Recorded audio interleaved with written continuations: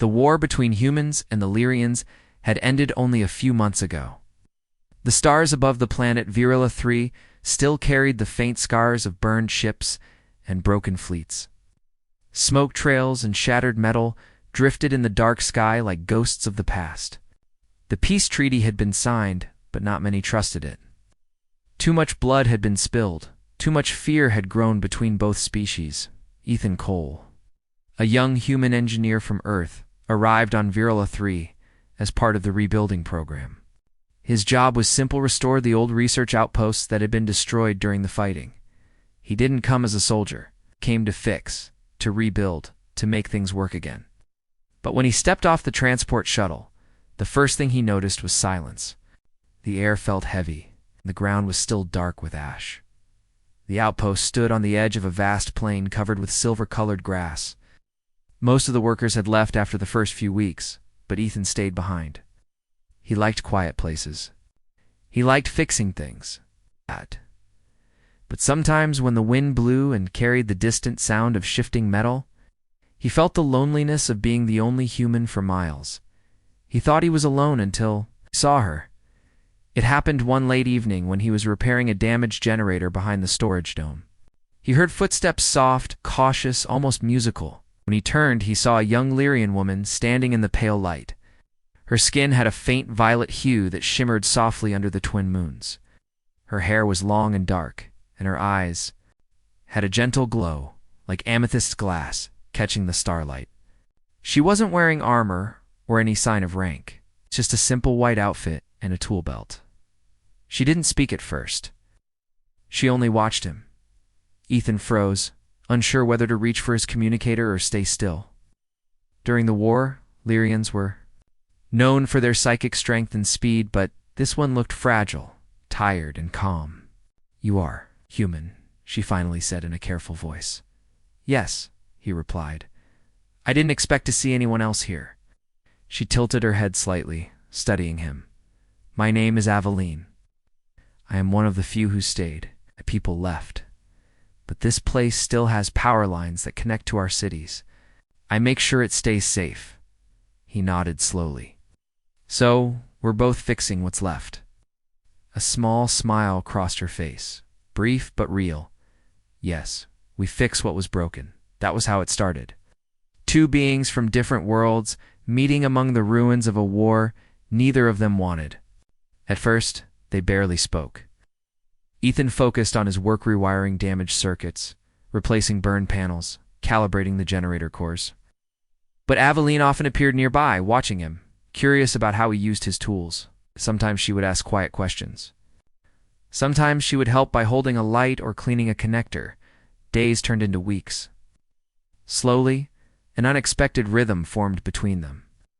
Ethan repaired machines, while Aveline repaired the quiet in his heart. She told him that Lyrians could sense emotions like faint vibrations in the air.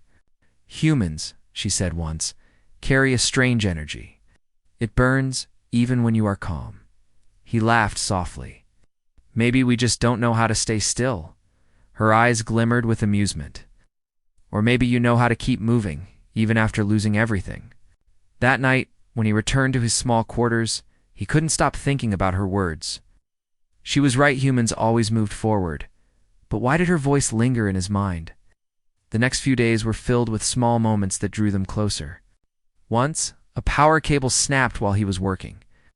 And before it could spark, she reached out and stopped it with her bare hand, releasing a pulse of faint blue light.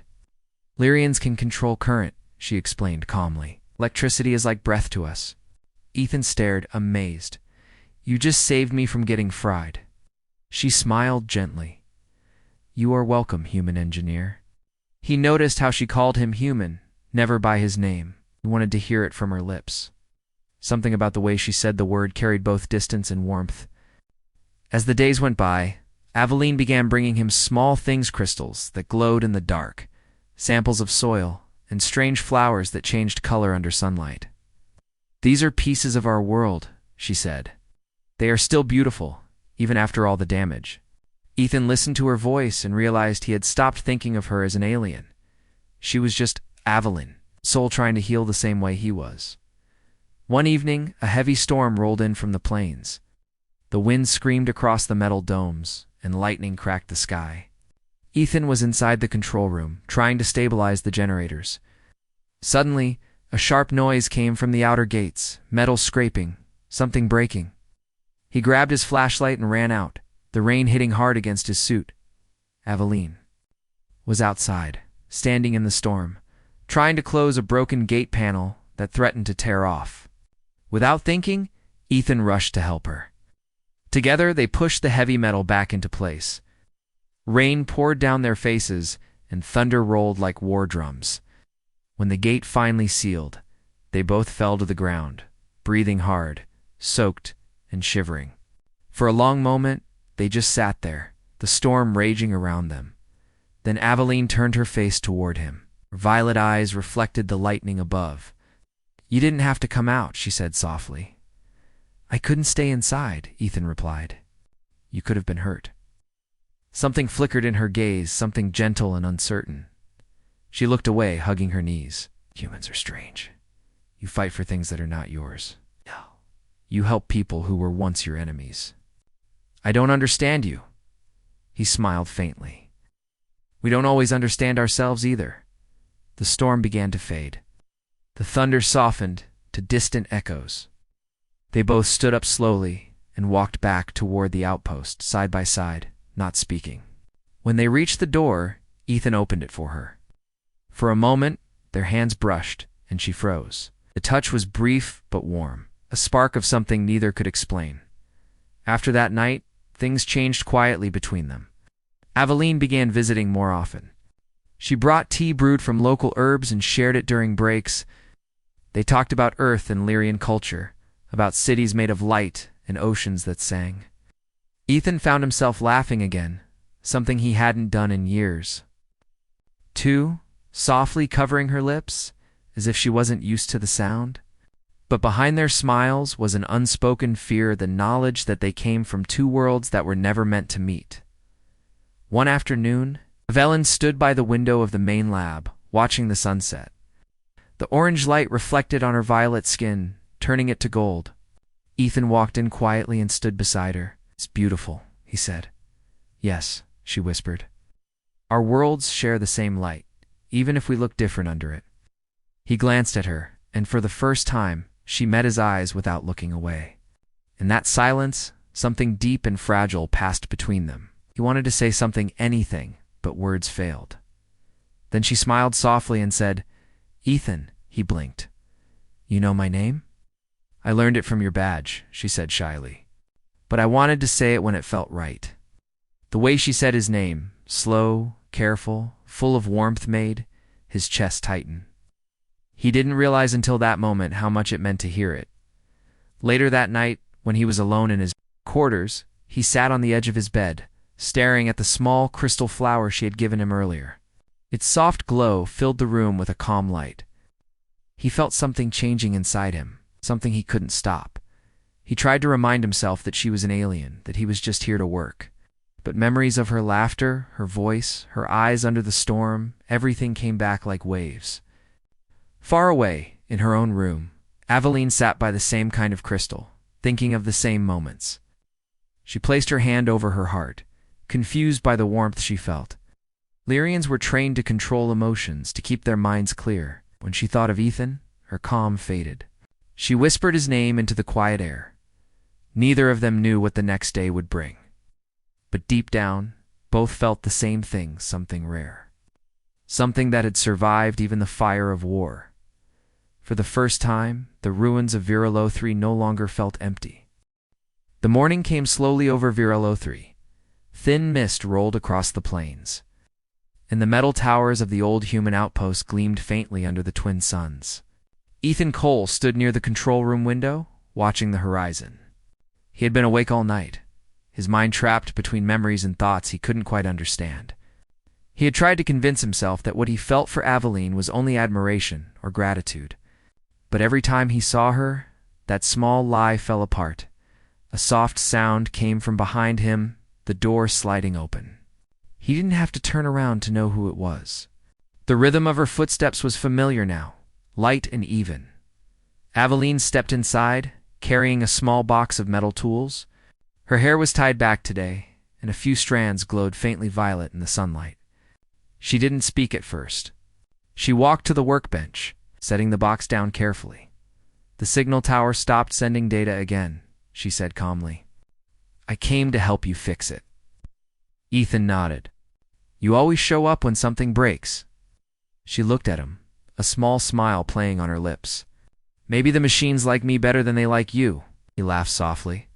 The air between them warmed again, the silence filled with quiet energy. They worked side by side, unscrewing panels and adjusting old circuits. Every now and then, their hands brushed as they reached for the same tool. Neither spoke about it, but both felt the spark every time.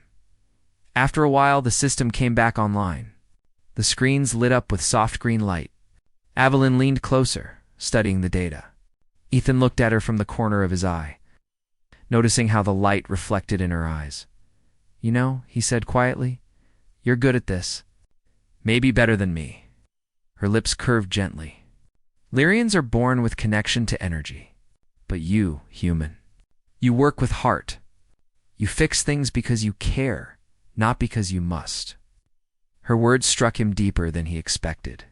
He wanted to reply, but the CUM device on the wall suddenly beeped. A message came through from the Alliance command. Ethan pressed the screen. The voice of a human officer filled the room.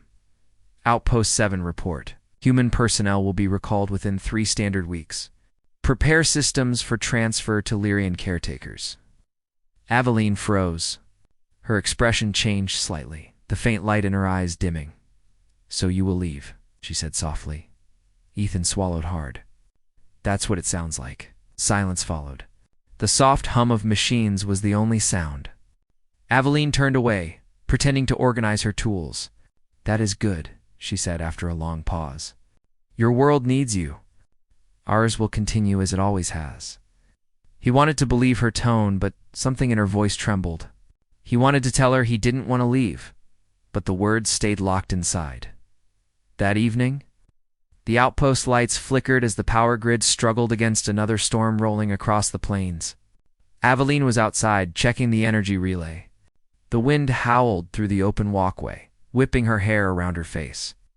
Ethan came after her, carrying a shield lamp. "You shouldn't be out here alone," said, raising his voice over the wind.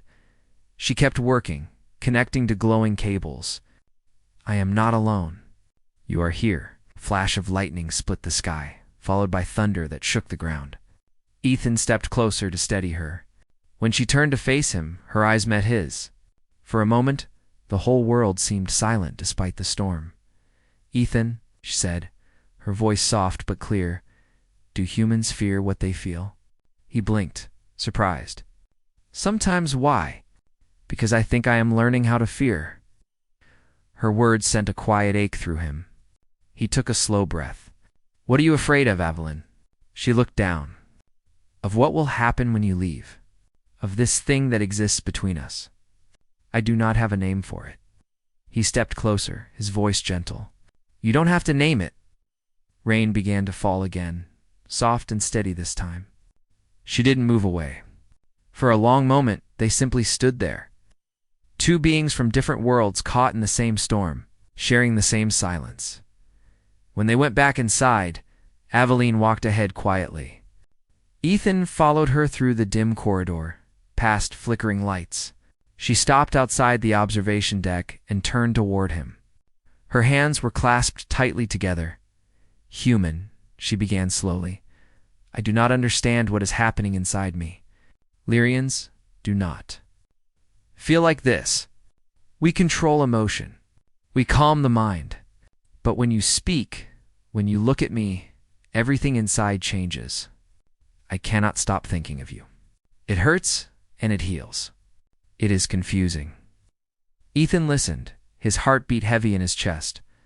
Aveline's voice trembled as she continued. "I tried to avoid you. I tried to stay away. But every time I do, something pulls me back." She took a deep breath and looked directly into his eyes. Her next words came out like a confession, breaking through years of silence. "Human, I want you. I can't take it anymore." The air froze between them. Her words hung in the room like fragile glass, shimmering, dangerous, beautiful. Ethan didn't move for a moment. He saw her eyes shining with emotion she could barely hold back. She turned her face away quickly, embarrassed, as if she regretted every word. "I'm sorry," she whispered. "That was wrong. Forget I said anything." But Ethan stepped closer, his tone calm and warm.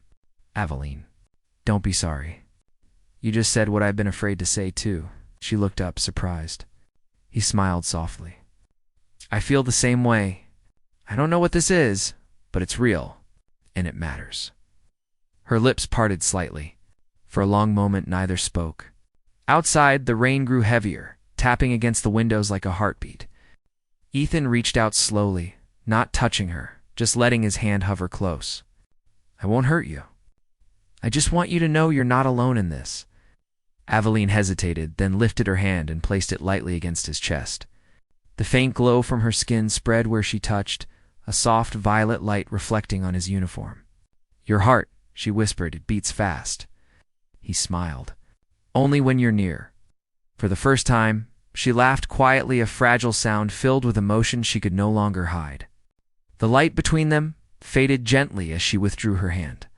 They spent the rest of the night sitting on the deck, watching the storm fade. She asked him about Earth, about blue skies, oceans, and mountains.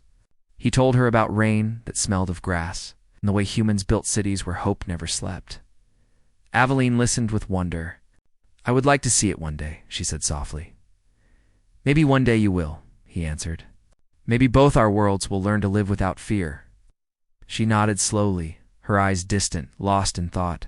"Fear keeps us from feeling, but it also keeps us safe. I think I am ready to be unsafe for once." When dawn came, the first sunlight painted the sky in shades of pink and gold. Aveline stood up and faced the horizon. Ethan joined her quietly. She turned to him and said, "When the recall order arrives, will you go?"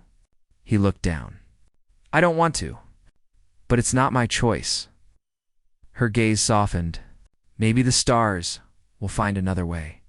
For the next few days, they worked together as if nothing had changed, yet everything had. Each glance, each word carried meaning now. At night, Ethan could hear her singing softly in her language, a melody filled with longing and peace. He never understood the words, but he felt every emotion in them. One evening, while fixing an antenna on the roof, Aveline spoke again, without turning toward him. "Do you think your people would understand this?" He thought for a moment. "No, but maybe someday they will. Humans are slow to understand hearts, even their own." She smiled faintly. "Then we are not so different." The communication console inside beeped again, announcing that a transport ship would arrive in 2 days. Ethan's chest tightened at the message. He didn't know how to tell her, but when he looked at Aveline, he realized she already knew. That night, she came to his quarters. The light from the corridor framed her figure in soft gold. She didn't speak at first. She simply walked closer and placed something small in his hand, a glowing crystal pendant, faintly pulsing with her energy. "It carries a memory of me," she said quietly. "When you leave, it will still shine. When it fades, it means I have stopped thinking of you." He looked at her, emotion rising in his throat. "Then I'll make sure it never fades." Aveline smiled gently, a single tear reflecting light on her cheek. "I wanted to tell you before it was too late. Whatever happens, remember what we found here was real." Ethan nodded, his voice low. "I'll remember always." When she left his room, the air felt heavy, filled with unsaid words. The pendant glowed softly in his hand, a piece of her world, a promise made between hearts that were never supposed to meet. The next 2 days passed like falling sand in an hourglass. Every second seemed too fast, every minute too short. Ethan Cole worked in silence, pretending he didn't hear the constant beeping from the communication console, reminding him of the approaching human transport ship. Outside, the plains of Virilo 3 stretched endlessly, silver grass bending under soft wind. It was peaceful, painfully peaceful, as if the planet itself refused to remember the war. Aveline spent most of her time near the outer perimeter, walking among the old towers. She didn't say much anymore, but Ethan could feel the weight behind her quiet eyes. Every time they crossed paths, their gazes met for a moment too long. Words were no longer needed. Everything between them lived in silence. The morning of the recall arrived. The human ship appeared in the upper sky, shining like a small silver star. Its engines echoed across the valley, stirring dust and memories. Ethan stood on the platform, holding his small travel pack. The crystal pendant Aveline had given him hung around his neck, glowing faintly violet against his dark uniform. Aveline approached slowly, her expression calm, though her hands trembled slightly. "So this is goodbye," she said softly. He turned toward her, trying to smile but failing. "It's not goodbye. It's just distance." She looked at him carefully. "Distance changes everything." He shook his head. "Not this. Not what we found." For a moment, neither spoke. The air between them was filled with the low hum of the approaching ship. Aveline's eyes glimmered faintly in the sunlight. "When you return to your world, will you remember me?" "I could forget my own name before I forget you," he said simply. She looked down, touched by his words. The sound of landing thrusters grew louder. Wind rushed across the platform. A group of human officers came out of the ship calling Ethan's name. He didn't move. Aveline reached out, taking his hand, her touch warm, trembling, alive. "Go," she whispered. "Before I stop you." He squeezed her hand gently. "Maybe one day I'll come back." Her eyes softened. "Then I will be waiting." He stepped back slowly, forcing himself to turn away. Each step felt heavier than the last. When he reached the ramp, he turned once more. She stood there, her hair moving in the wind, her eyes locked on him. The last thing he saw before the ramp closed was her hand raised in silent farewell. The journey back to Earth was long. Stars blurred outside the window like rivers of light. Ethan sat alone in his cabin, the pendant glowing softly in his hand. Every time he closed his eyes, he saw her, her smile, her voice, her calm strength. The ship's hum became a lonely rhythm that matched the beating of his heart. When he finally reached Earth, the blue oceans and white clouds felt distant and unfamiliar. The world he had dreamed of returning to no longer felt like home. He tried to focus on work, but the days felt empty. Nights were worse. He would stare at the pendant until sleep finally took him.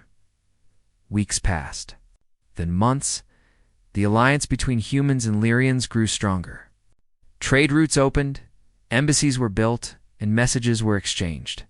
But Ethan never saw her name in any report, never heard of Virula 3 again.